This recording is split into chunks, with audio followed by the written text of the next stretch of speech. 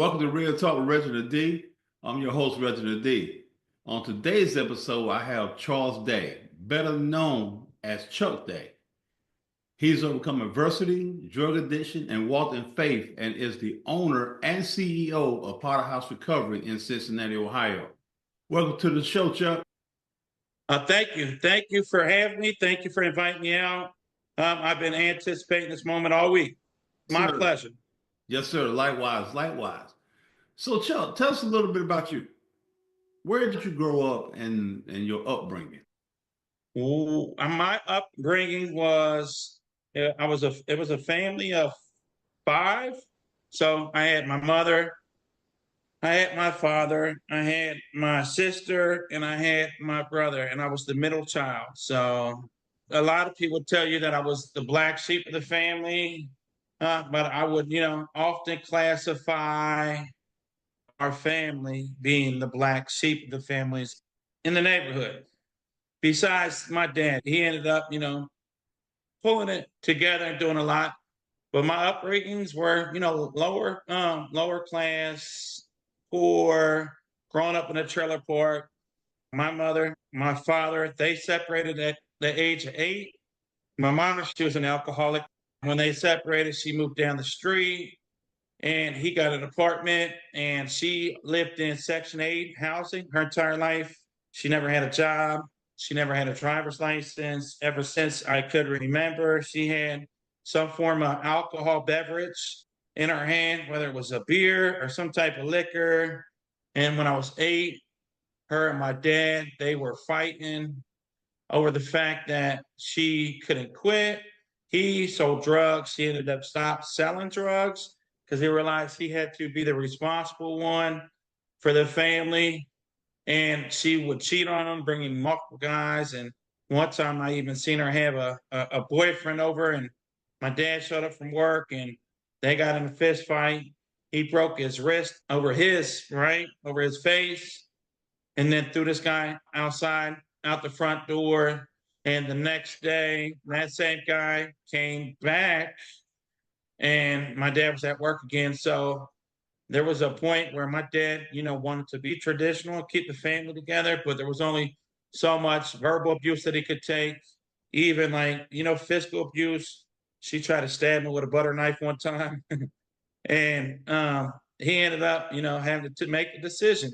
He grew up Catholic, so he thought, through his religion, the way he thought, like regardless of what was going on, he was supposed to keep the family together. But eventually, enough was enough, and he had to do what he had to do. He stepped away from that relationship.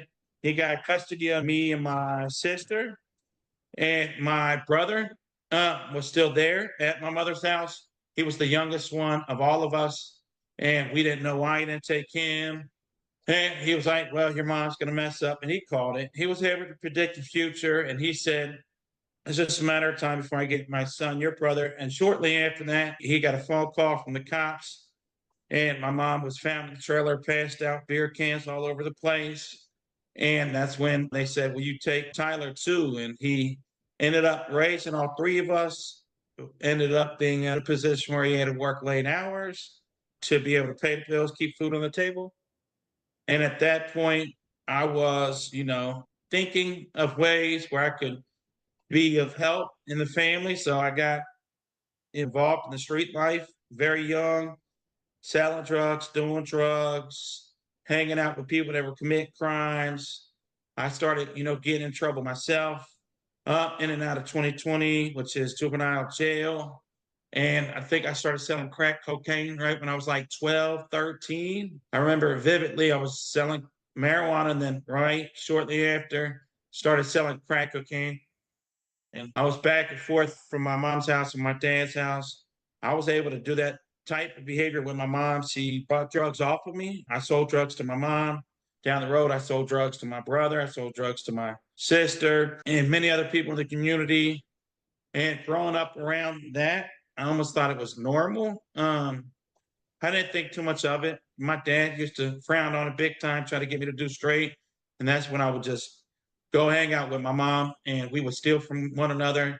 If I was falling asleep, she'd be trying to get in my pockets, or I would try to go in her pockets. And I remember her at a young age messing with a lot of men at that time, to the point where she wouldn't let me in the apartment sometimes, banging on the door. And she'd be in there messing with different guys. And I think I developed this abandonment issue real young, her choosing another man over me, which caused a lot of hate, a lot of resentments towards her. But at the end of the day, she was still my mother. So I tried my best to keep that relationship. Just felt like she wasn't fully involved most of the time. And now I understand that she had alcoholism and she didn't have a solution for her problems. And eventually she ended up drinking and killing herself from, allowing her body to become too weak and fell and hit her head and ended up, not living through that process. So that was my upbringing. I remember, like I said, I got involved in selling a lot of drugs, doing drugs, and it took me away from sports. When I was out in the street selling drugs, a lot of my friends were, showing up for basketball practice. And I did, I think, all the way up to like the seventh, eighth grade, walking to the ninth grade in high school. It robbed me of all my like basketball dreams or any type of, dream that I might have. Because when you're 14, 15, and you think ways to be able to provide money for your family, there's not a lot of job opportunities out there that's going to hire you on where you can make, money or at least enough money to be able to help your brother and sister, your father out. So I was, that person that was selling drugs day in, day out, taking drugs to school, doing drugs at school. And eventually, when I was like 16, 17, I was charged with trafficking in the school zone and possession in the school zone. And I was incarcerated.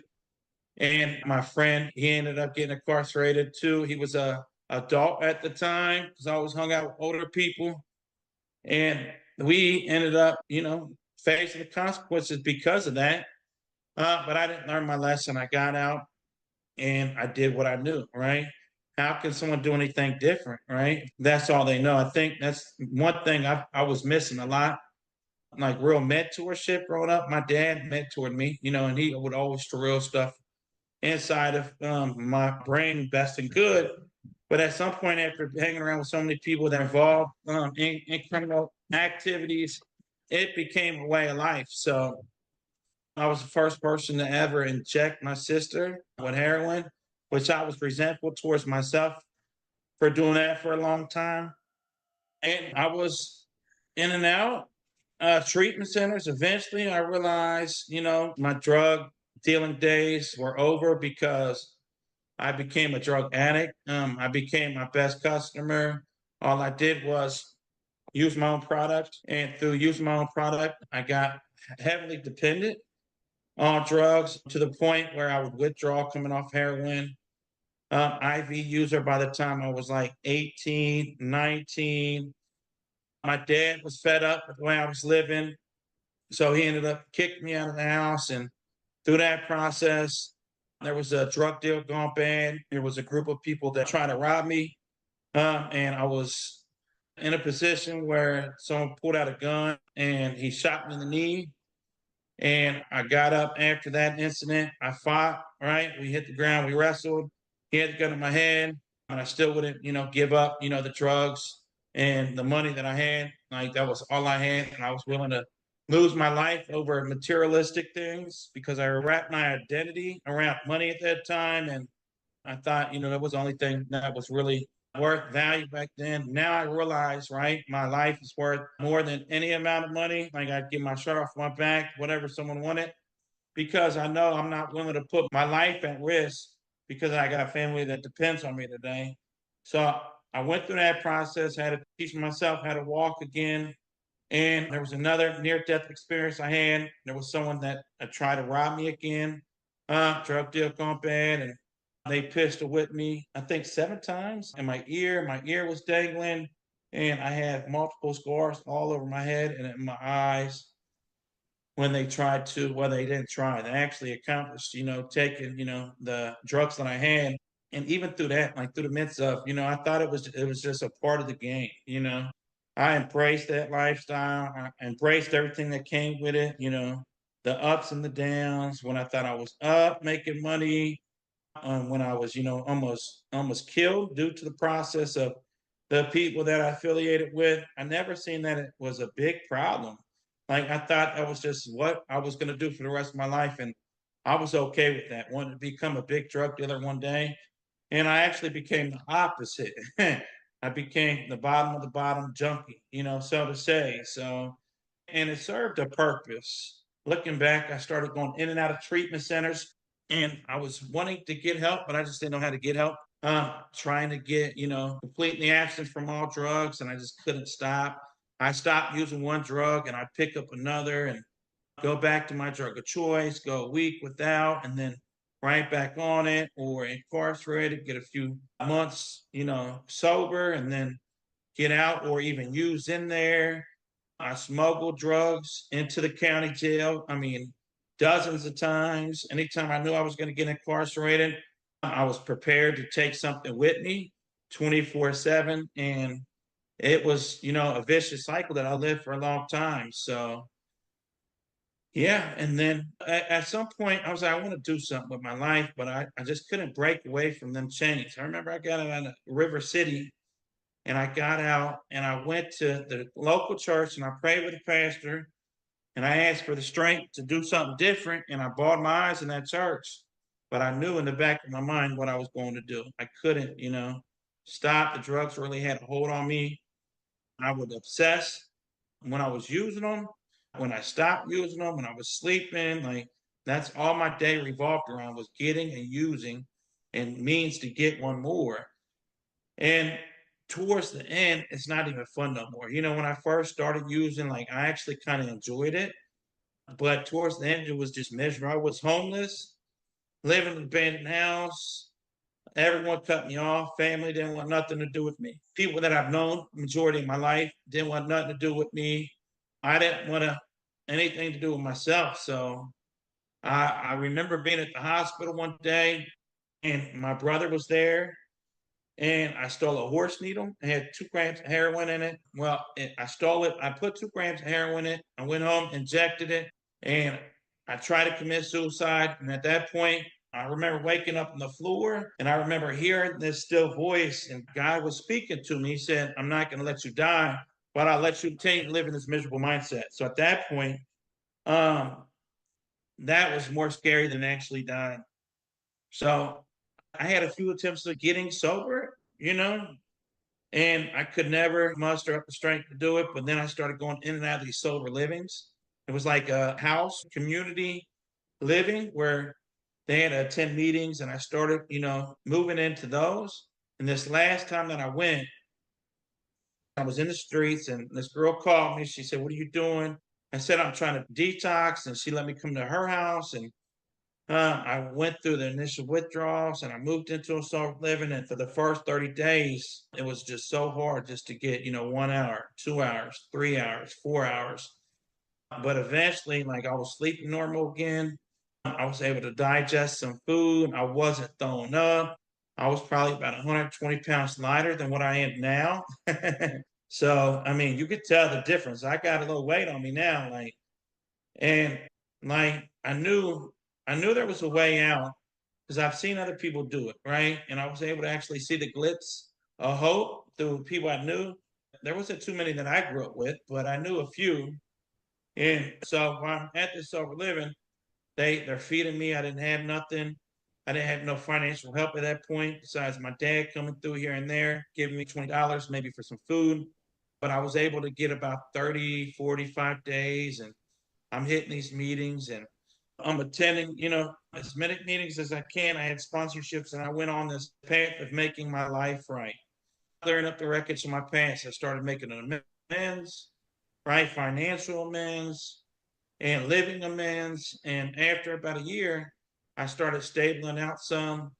And I know I wanted to do something, but at that point, I never really had too many legal jobs. So I was like, what am I going to do career wise? And I worked at a few restaurants, but eventually this girl said she was a counselor at a treatment center. And I said, you think they'll let someone like myself work there? And she said, well, yeah, they'll let you work there. Me and my buddy Josh, we went and got our CDCAs at the same time, started working the field at the same time. And at that point, I was a mentor And there was a scripture that I would follow and says, do everything as if you were doing it for the Lord. So I was in this treatment center. I mean, I was going above and beyond. If the clients need something, I did it. If staff needed something, I did it. And I managed a few of them sober livings. And I got promoted pretty quick to case manager. And here I am, next to like all these people with college degrees. And I'm sitting in treatment teams and they're valuing my opinion and my insight. And then I had a dream that I wanted to open my sober living, right? My own. And it was a vivid dream. Like I knew, right? That's exactly what I was supposed to be doing, but I didn't know how I was going to do that. But I was able to save up some money, opened up my first sober living. I moved into that sober living, and it was some of the best days of my life. I got to mentor a lot of guys. I got to help a lot of people come off the streets. A lot of people get jobs. A lot of people reunited with their family. People find a real purpose in their life. So I was just astonished, how God was showing up and showing out in my life. So it was pretty amazing to be able to see the fruits, of my labor. So I was just, proud of the journey, proud of the men that I was mentoring. And that sober living, one sober living turned into two sober livings, three sober livings, four sober livings, five sober livings, six sober livings. I just did a contract today to purchase a seventh. And 2 years ago, I opened a treatment center. So when I opened this treatment center, it's a behavioral health practice. That was another just walking out on blind faith, right? God was like, this is what you need to be doing. And me being a faithful servant at this point, like, after you start, accomplishing some things and you develop a different outlook, things like it never, like in the beginning, I never imagined it to be what it is today. It just, it just unfolded. Like, and I kept walking out in faith and it kept growing. And so we opened this treatment center and it was pretty brutal for the first 5 years. They say the first 5 years of business is extremely brutal. I did almost every position in that time frame. And I got to the point where I would fire myself and hire someone else and then focus on what was taking up most of my time. And I would really understand how important one task was and laser focus all my attention to it until it took up too much time. Then I'd hire and fire myself again. And I had some tremendous people help me along the way that believed in my vision at first when I first, thought of it, and they committed with me and they've been walking alongside of me during this journey from day one. So now we grew our treatment center to 2 locations, 52 employees, and get ready to have a total of 82 clients. So Wow. yeah, it's been an adventure, a roller coaster. So ups and downs, a lot of pressure, a lot of stress, a lot of not knowing, right? Seeking and finding the information and then applying it, running into walls, getting a lot of no's and not being able to sleep and still waking up and throwing on my jeans and putting one leg in one side and one leg in the other and telling myself that my faith was unshakable. Like this is God's destiny, and been walking in and out ever since. Yeah, and that's the crazy part about it. He knows the plan he has for your life at the end of the day. We can't see everything, but he's put you in a position to get you where you need to be in life. Even though you went through everything and all the stuff you went through, at the end of the day, he said, hey, Chuck, I got this for you. And somewhere down the line, and I'm going to get there, Chuck took it in. So I'm going to ask you this question. To CEO, that is so remarkable, man. So what was the Thank you. first step you took towards transformation? I mean, what was that thing that said, hey, all right, enough is enough? Because it's a hard road. When you rock bottom, you got Yes, to figure sir. out where you're trying to go. You see how long that journey is. A lot of people tap out, man. They don't have the will to do it. It's too much. It feels like it's too It much. is. It's a lot. So I had a couple of moments where like I knew if I didn't change that it was going to end up to death, like ended up with me dying.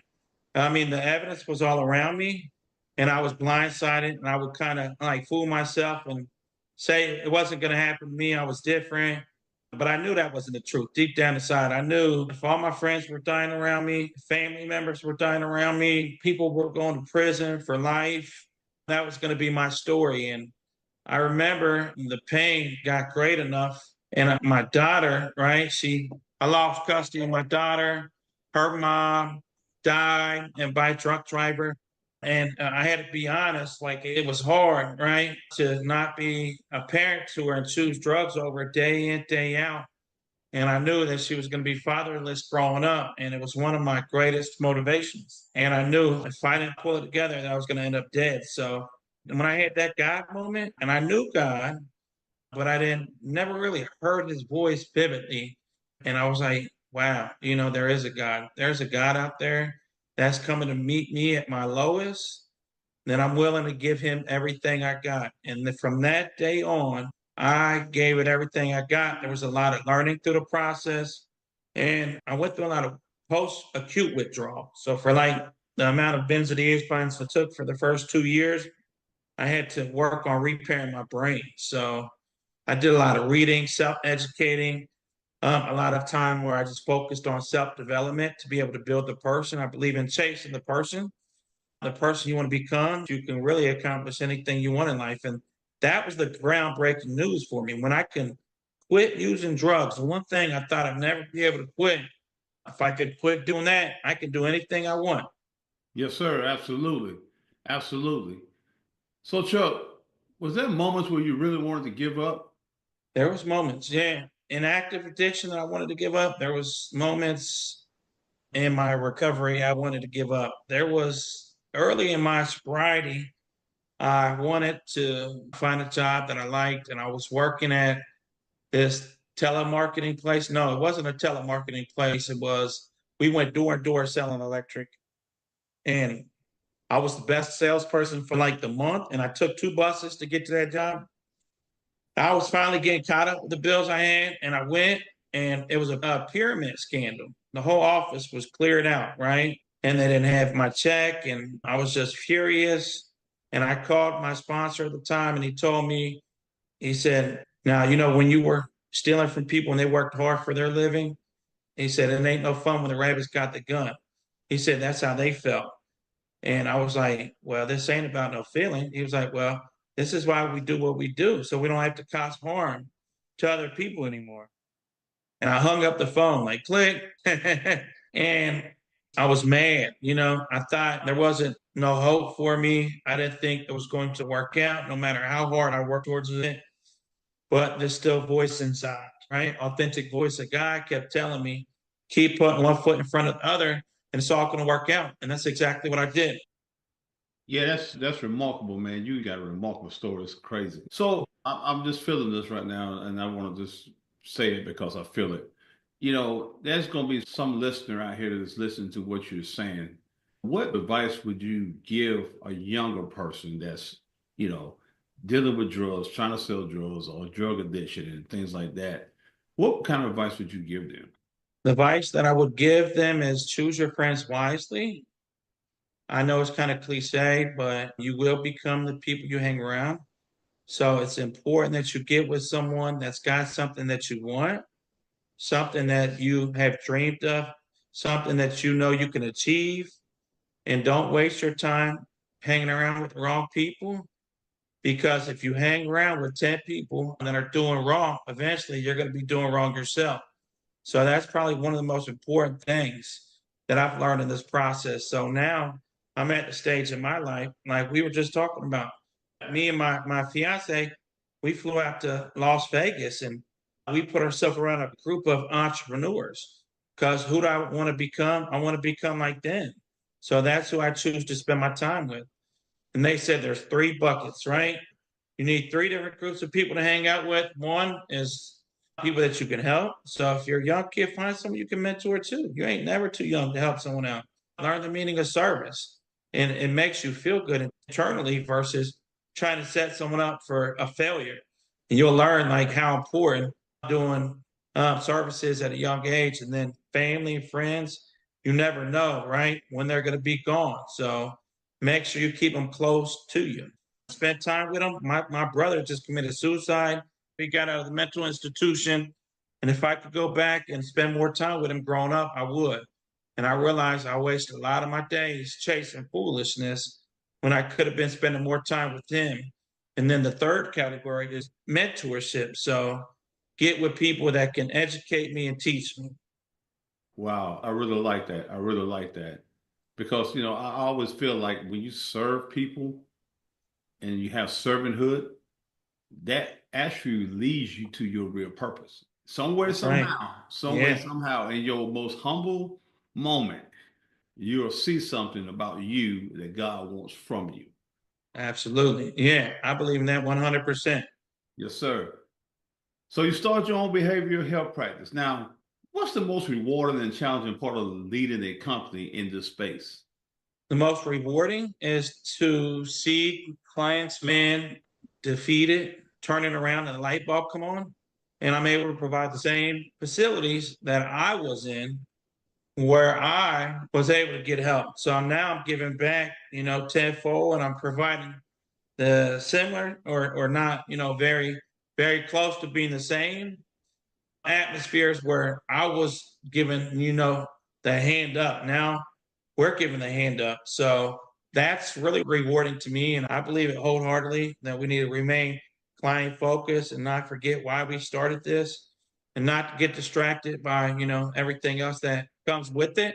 Because there's a lot of stress, right? Providing for families, having employers that I can, provide, paycheck for so they can go home and take care of their family. So that's one of my greatest, rewards is to be able to take care of the people that choose us. And some of the challenging things, I mean, there's fires we got to put out every day.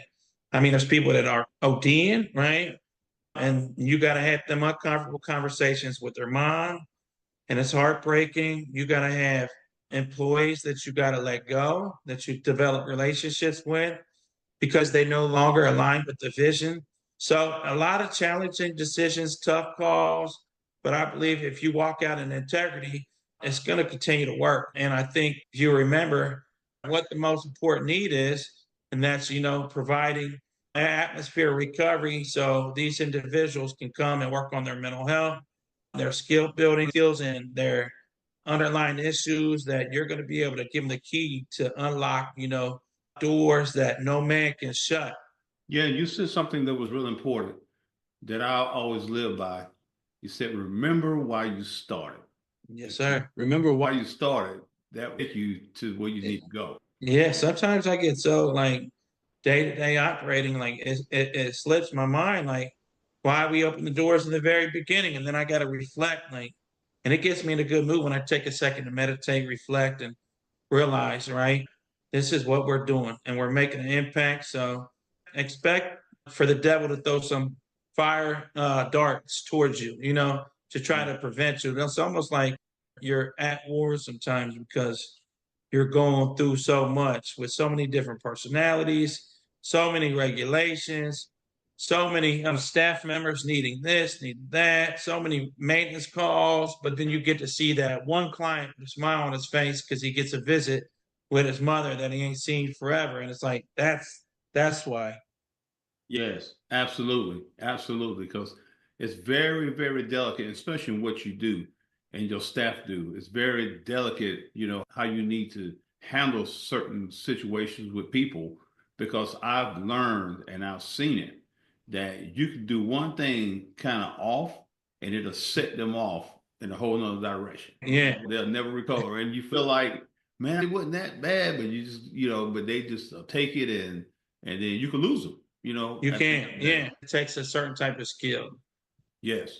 Yes, it does, man. Using your discernment. That discernment, I feel like God giving me a real deep discernment. So when to listen, when to talk, when the door is open to be able to address like something that needs to be talked about, just that moment, like to be able to know the temperature in the room, know when the mood's going to be receptive, learn to roll with the resistance, learn to hold people accountable when it's time to hold them accountable. And it comes with experience. Yeah. Yeah. And that's leadership also. Because you gotta understand your moments, man. Yeah. Sometimes it's best just to walk away and say, I love you. And then Yeah. come back later on. Let's talk about what you did 5 Yeah, and wash their hands. Yeah, right. I've had a lot of the moments like, okay, if they don't want help, they don't want help. Right, exactly. So, Chuck, what is one of the challenges? I want you to challenge my listeners. What would you tell them if they in a process where they're dealing with adversity and they want a transformation in their life?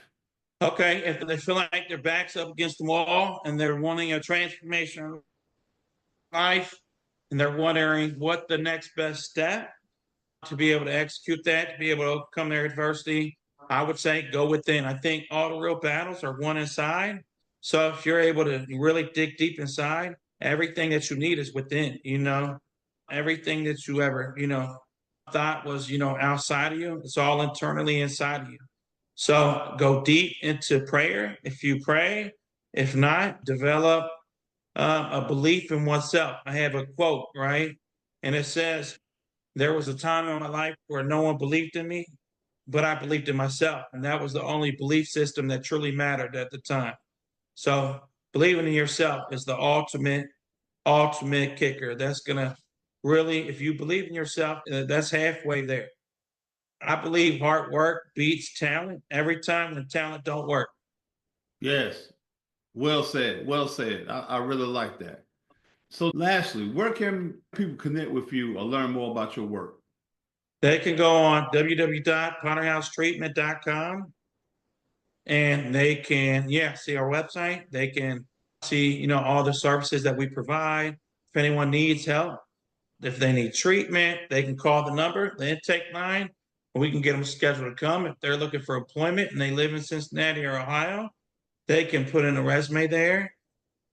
And if they have a dream of working right in the field, they can contact us and we kind of help them along in that process too. We have, nurses, psych nurses, nurse practitioners, registered nurse, LPNs. We have counselors to, LPCC-S's to LICDCs and CDCAs and peer supports. And we have behavioral health techs, and we have a lot of opportunities. So if you're looking to make a difference, you can give us a call. If you're looking to get help, you can give us a call. Chuck Day, thank you so much, man, for taking the time to stop by and hang out with me for a minute, man. You're really inspiring. You really are. Thank you. I appreciate it. Yes, sir. Thank you for tuning in with Real Talk with Reggie D. If you enjoy listening to Real Talk with Reggie D, please rate and review us on Apple Podcasts. See you next time.